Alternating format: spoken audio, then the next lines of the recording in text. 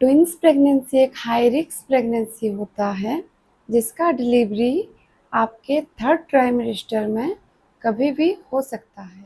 तो hello everyone, मैं दीप्ति और स्वागत है मेरे यूट्यूब चैनल ट्विन्स माँ केयर में। वीडियो शुरू करने से पहले अगर आपने मेरे चैनल को सब्सक्राइब नहीं किया है तो प्लीज़ मेरे चैनल को सब्सक्राइब कीजिए, लाइक कीजिए और शेयर कीजिए। डिलीवरी बैग पैक करने से पहले आपको कुछ बातों का ध्यान रखना बहुत ही ज़रूरी है। हॉस्पिटल बैग पैकिंग में कोई भूल ना हो सके। ट्विन्स प्रेगनेंसी में थर्ड ट्राइमेस्टर से आपको डिलीवरी होने के चांसेस बहुत रहते हैं, इसीलिए ट्विन्स प्रेगनेंसी को हाई रिस्क प्रेगनेंसी कहा जाता है। और थर्ड ट्राइमेस्टर में ही हमें एक बार अपने डॉक्टर से सलाह ले लेना चाहिए कि हमारी बेबी का जो पोजीशन है वो कैसा है, बेबी का जो इम्यूनिटी फ्लूइड है वो कैसा है, बेबी का जो ग्रोथ है वो कैसे हो रहा है।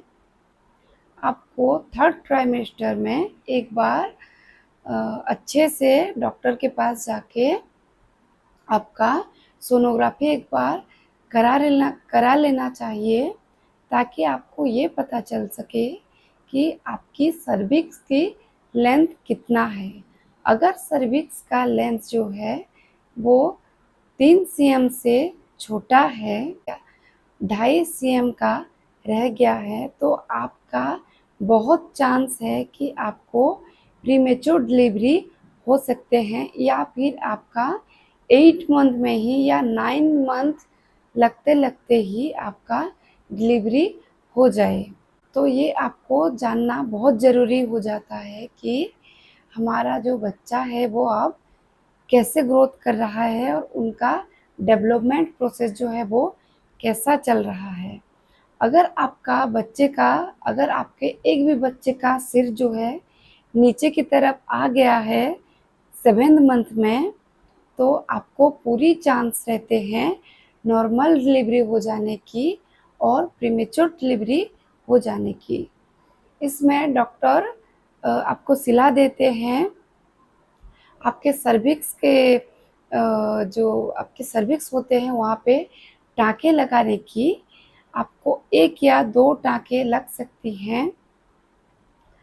मेरा जो एक्सपीरियंस है, मुझे कोई टाँके नहीं लगे थे और मुझे डॉक्टर ने मेरा जो सोनोग्राफी हुआ था 7th मंथ में, मुझे डॉक्टर ने रिपोर्ट देख के कहा था कि आपको कोई भी प्रॉब्लम नहीं है, आपके दोनों बच्चे बहुत ही ठीक हैं और स्वस्थ हैं और बहुत अच्छे से ग्रोथ कर रहे हैं।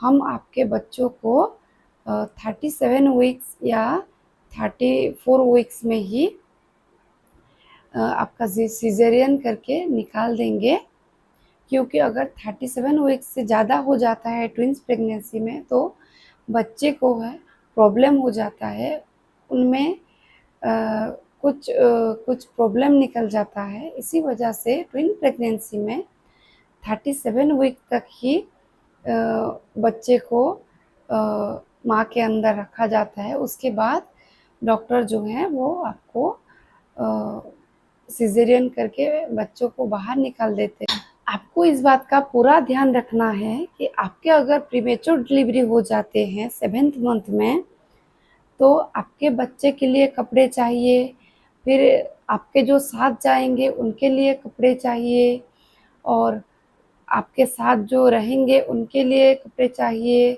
और उनके लिए ज़रूरी सामान चाहिए। तो उसी हिसाब से आप बैग पैकिंग कीजिए, ताकि आपको डिलीवरी के बाद भी कोई प्रॉब्लम ना हो।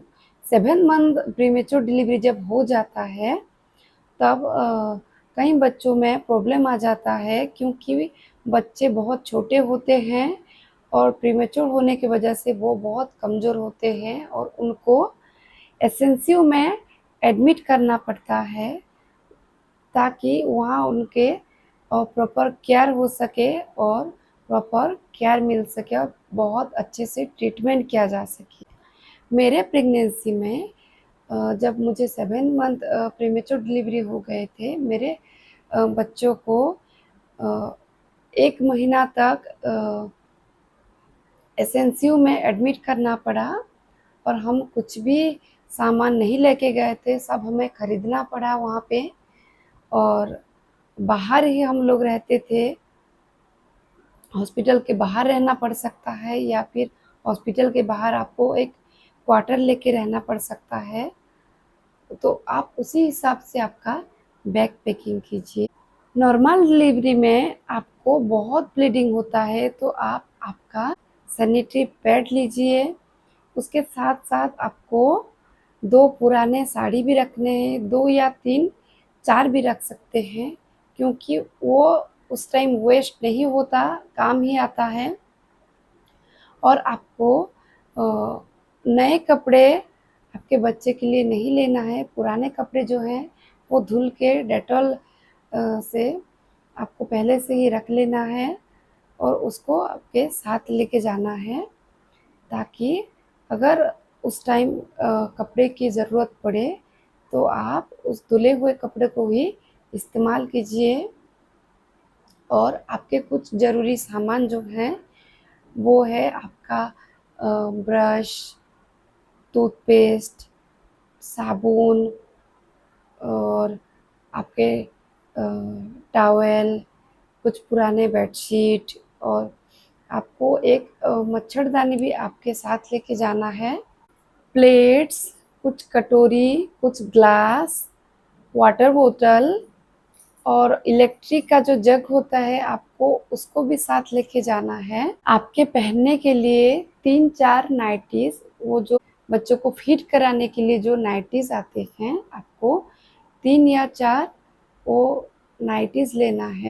हॉस्पिटल में क्या होता है, ज़्यादा बेड वगैरह नहीं होता, सिर्फ पेशेंट के लिए ही होता है।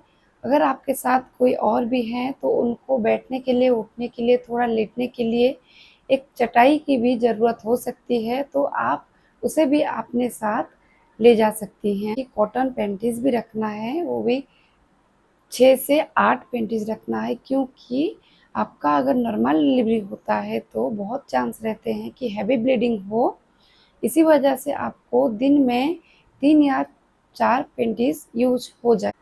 आपको आपके 3-4 इनरवियर भी पकड़ना चाहिए, पर मेरा मानना यही है कि डिलीवरी के बाद हमारा मिल्क प्रोडक्शन चालू हो जाता है, तब आपको इनरवियर नहीं पहनना चाहिए, क्योंकि आपके ब्रेस्ट जो मिल्क प्रोडक्शन स्टार्ट करता है, अगर हम इनरवियर पहन लेते हैं वो भी टाइट रहता है, तो हो सकता है आपको प्रॉब्लम हो उस टाइम और कंफर्टेबल फील ना हो। अगर आपका डिलीवरी का डेट विंटर के मंथ में है तो आप अपने साथ आपका स्वेटर या जैकेट, मफलर, सॉक्स, ये सब कुछ पहले से आपको रेडी करके रखना है। और आपको एक शॉल भी लेना है ताकि आपको ठंड ना लगे।